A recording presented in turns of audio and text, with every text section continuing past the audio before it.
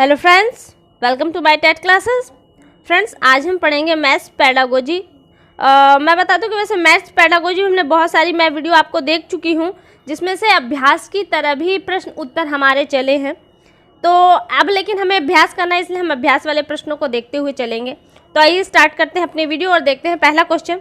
यहाँ पे जो पहला क्वेश्चन लिया है, देखिए हमने यहाँ पे जो भी क्वेश्चन लिए हैं वो कुछ पुरानी बुकलेट से आपके उठाए हैं और साथ ही कुछ नए प्रश्नों को जो उसी तरह से हैं, क्योंकि हर एग्जाम को देने के लिए आपको एक आधार चाहिए होता। तो यहाँ पे हमने पुराने पेपर्स को आधार बना के नए प्रश्नों को उठाया है। तो देखते हैं यहाँ पे जो हमने पहला प्रश्न लिया है वो है कि कक्षा 2 विद्यार्थियों को यानी कि क्लास 2 के जो स्टूडेंट्स हैं को एक शिक्षक योग यानी कि जोड़ सिखा रहा है। निम्नलिखित में से कौन सी युक्ति का अनुसरण सर्वाधिक उपयुक्त है? और ये आपके 2016 के एग्जाम में आया हुआ प्रश्न है। तो यहाँ कह रहा है कि आप योग सिखा रहे हैं यानी कि जोड़ सिखा रहे हैं, और कौन सी युक्ति अनुसरण सर्वाधिक उपयुक्त है, जो सबसे अधिक सही है, उस पर आपको टिक लगाना है। तो यहाँ पे दिया है कक्षा 2 में शाब्दिक प्रश्नों को न कराया जाए। शाब्दिक प्रश्नों का मतलब होता है आप पूछे 2 और 2 कितने होंगे, तो कहा जा रहा है कि ऐसे प्रश्नों को न कराया जाए। बी ऑप्शन है कि शाब्दिक प्रश्नों का प्रयोग केवल मूल्यांकन हेतु किया जाना चाहिए। क्लास 2 में मूल्यांकन जैसी चीज़ों के लिए बातें कम आती हैं, क्योंकि वहाँ पे बच्चा इस योग्य नहीं होता कि उसका मूल्यांकन किया जाए। फिर दिया है योग जोड़ को यानी कि जोड़ को शाब्दिक प्रश्नों द्वारा प्रस्तुत करना चाहिए, उनको दिखाना चाहिए। देखिए छोटे बच्चे जब होते हैं तो उनको जो प्रत्यक्ष रूप से सामने चीज़ें होती है बच्चा उन्हें जल्दी समझता है। तो यहाँ पे जो आपका ए ऑप्शन था कि शब्दों के हिसाब से, तो ये ऑप्शन गलत होता है। यहाँ पे आपका जो सी ऑप्शन है वो दिया है कि शाब्दिक प्रश्नों द्वारा प्रस्तुत करना चाहिए। शब्द यानी कि लिखित रूप से प्रस्तुत करना चाहिए।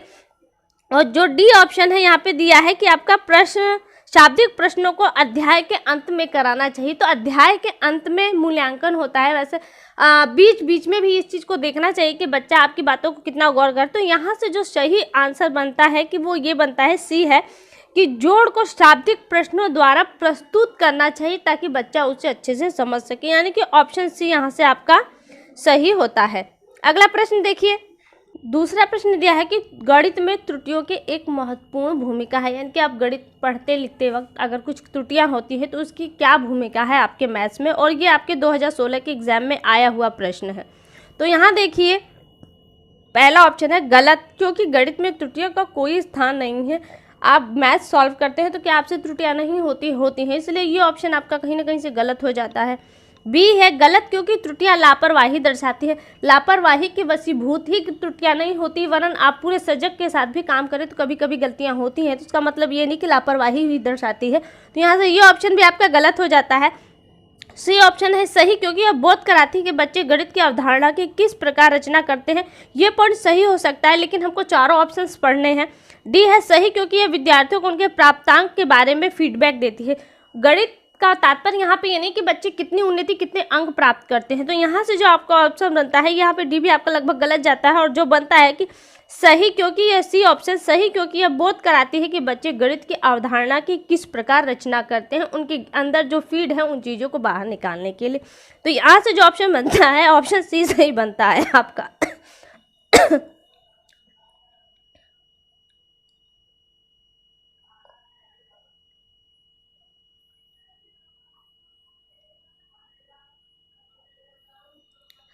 अगला प्रश्न दिया है यहाँ पे, गणित की कक्षा में संप्रेषण का उल्लेख किस क्षमता का विकास करता है? संप्रेषण में होता है आपस में बातचीत करना, अपने बात को दूसरे से कहना और दूसरे की बात को खुद में समझना।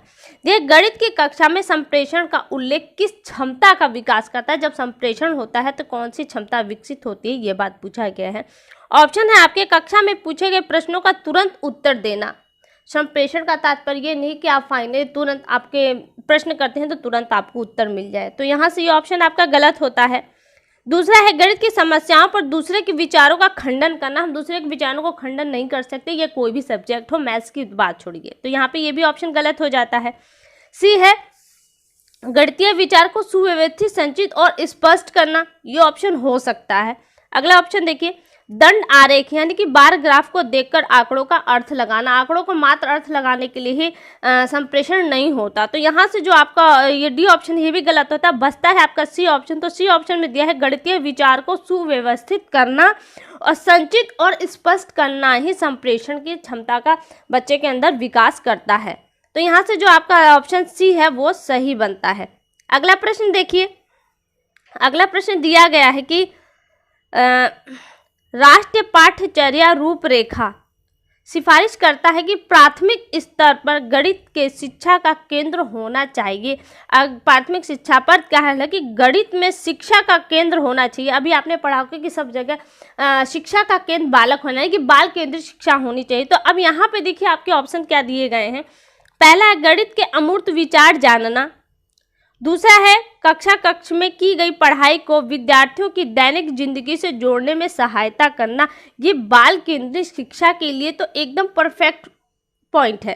बट आपसे कहा जा रहा है कि राष्ट्रीय पाठ्यचर्या रूपरेखा 2005 के हिसाब से आपको बताना है। अगले प्रश्न को ऑप्शन को देखते हैं। विद्यार्थियों को गणित की शिक्षा के अंतर्राष्ट्रीय मापदंड अर्जित करने में सहायता करना और उच्चतर गणितीय के लिए तैयार करना। तो ये यहाँ पे देखिए जो ऑप्शन है आपके ये गलत लग रहे हैं। आप पढ़ेंगे तो आपको स्वयं को लगेगा कि ये गलत है। तो यहाँ से आपका जो ऑप्शन बी है वो सही लग रहा है और गणित में अमूर्त विचार को जानना ये भी पॉइंट सही लग रहा है। लेकिन देखिए यहाँ पे जो एक कंडीशन रख दी गई है वो है कि राष्ट्रीय पाठ्यचर्या रूपरेखा 2005 के तहत। तो यहाँ से आपका ऑप्शन बी गलत हो जाएगा, क्योंकि बाल केंद्रित शिक्षा के अंतर्गत आता है लेकिन राष्ट्रीय रूपरेखा पाठ्यचर्या 2005 के अंतर्गत नहीं आता। तो यहाँ से जो आपका ऑप्शन बनता है ऑप्शन ए की गणित के अमूर्त विचार को जानना। प्रश्न है आपका कि क्वेश्चन 5 है गणित की शिक्षा का मुख्य ध्येय है और ये आपके 2015 के एग्जाम में आया हुआ प्रश्न है। इसके ऑप्शन क्या है। विद्यार्थियों को गणित समझाने में सहायता करना, उपयोगी क्षमताओं को विकसित करना, बच्चों की गणितीय प्रतिभाओं का विकास करना, ज्यामिति के प्रमेय और उनके प्रमाणों का स्वतंत्र रूप से सृजन करना। तो यहाँ पे ध्येय पूछा है कि आप गणित बच्चों को पढ़ाते हैं तो उसका ध्येय क्या होना चाहिए। तो विद्यार्थियों को गणित समझने में सहायता करना ये तो हो सकता है, लेकिन ध्येय नहीं है। ये आगे दिया है बी ऑप्शन है आपका कि उपयोगी क्षमताओं को विकसित करना, ये भी हो सकता है। बच्चों की गणितीय प्रतिभाओं का विकास करना, उनकी प्रतिभाओं को निखारना होता है। किसी भी ज्ञान को देने का तात्पर्य उनके अंदर छिपी प्रतिभाओं को बाहर निकालना होता है। तो यहाँ से जो आपका ऑप्शन बनता है ऑप्शन सी बनता है कि बच्चों की गणितीय प्रतिभाओं का विकास करना। और डी ऑप्शन है ज्यामिति और प्रमेयों को प्रमाण का स्वतंत्र रूप से सृजन करना। ये नहीं होगा क्योंकि मैथ्स में सब कुछ आता है, ज्यामिति या प्रमेय वगैरह ही नहीं आते। अगला ऑप्शन प्रश्न देखिए। अगला प्रश्न लिया है हमने यहाँ पर, निम्नलिखित में से कौन सा संख्या की समझ का महत्वपूर्ण पहलू नहीं है। अंक लिखना, संरक्षण, गणना, पंक्तिबद्धता। आपको संख्या का उसके अंदर समझ पैदा करना है। तो ऐसी कंडीशन में अंक लिखना भी उसके अंदर की समझ को विकसित कर रहा है। संरक्षण छोड़ देते हैं अभी। गणना भी अंक से रिलेटेड है। और पंक्तिबद्धना, किसी चीज़ को पंक्ति से बनाना, ये तो और भी ज़्यादा होता है संख्या को समझने का पैटर्न। तो यहाँ से जो आपका बचता है ऑप्शन बी है संरक्षण। अगर संरक्षण को आप देखें तो ये ऑप्शन यानी कि संख्या से रिलेटेड नहीं है। तो यहाँ से आपका ऑप्शन बी सही बनता है। अगला प्रश्न देखिए। अगला प्रश्न है कि यदि एक शिक्षार्थी और संख्याओं और परिकलन में समस्या हो रही हो तो उनमें असमर्थता हो सकती है, जिसका नाम है। किस चीज़ में प्रॉब्लम हो रही है। संख्याओं और परिकलन में समस्या हो रही है और आप समझ सकते हैं कि मैथ पेडागोजी चल रही है तो यहाँ पे कौन सी वो प्रॉब्लम होगी।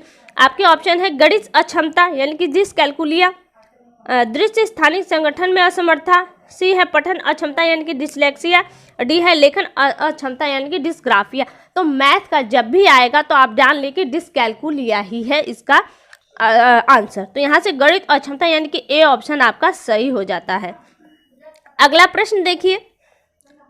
गणित शिक्षण में ज्ञात से अज्ञात की ओर चलते हैं, ज्ञात से अज्ञात की ओर चलते हैं। अगर देखिए आपसे अगर प्रश्न में पूछा जाए कि प्राथमिक स्तर में चलना है तो आप निगम आगमन विधि को यूज करेंगे, लेकिन अगर उच्च प्राथमिक स्तर पर चल रहा है तो आप सदैव निगमन विधि यूज करेंगे, क्योंकि निगमन विधि आगमन विधि में क्या सरल से जटिल की ओर चलते हैं या ज्ञात से अज्ञात की ओर, और वहीं पे जब निगमन विधि होती है अज्ञात से अज्ञात की ओर चलते हैं और वही जटिल से सरल की ओर चलते हैं। तो ऐसी कंडीशन में आपसे देखिए प्रश्न क्या है यहाँ पे, आप यार कौन सा पेपर सॉल्व करें। अगर फर्स्ट प्रश्न इसी तरह से रहे और आपसे पूछा प्रश्न आपका फर्स्ट पेपर में है, यानी कि प्राथमिक स्तर के पेपर में है, तो आपका आंसर आगमन विधि होगा। लेकिन यही कहीं सेकंड पेपर में यानी कि उच्च प्राथमिक वाले पेपर में होगा तो आपका आंसर निगमन विधि होगा। और यहाँ पे आप देख रहे हैं कि इसमें निगमन विधि ऑप्शन में नहीं है, तो इसलिए डायरेक्टली यहाँ पे जो ऑप्शन बनेगा ऑप्शन ए बनेगा है कि आगमन विधि।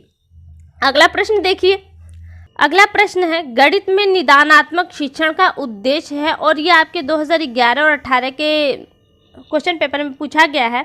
आपके ऑप्शन है प्रगति पत्र को भरना, सत्रांक परीक्षा में परीक्षा के लिए प्रश्न पत्र की योजना बनाना, बच्चों की समझ में निहित रिक्तियों को जानना, अभिभावकों को प्रतिपुष्टि देना। देखिए आपको मैंने जब मैं पढ़ा रही थी पेडागोजी तो मैंने आपसे कहा था निदानात्मक बच्चे जो क्लास में होते हैं तो उनके अंदर जो कमियां होती हैं उनको जानने के लिए निदानात्मक परीक्षण किया जाता है।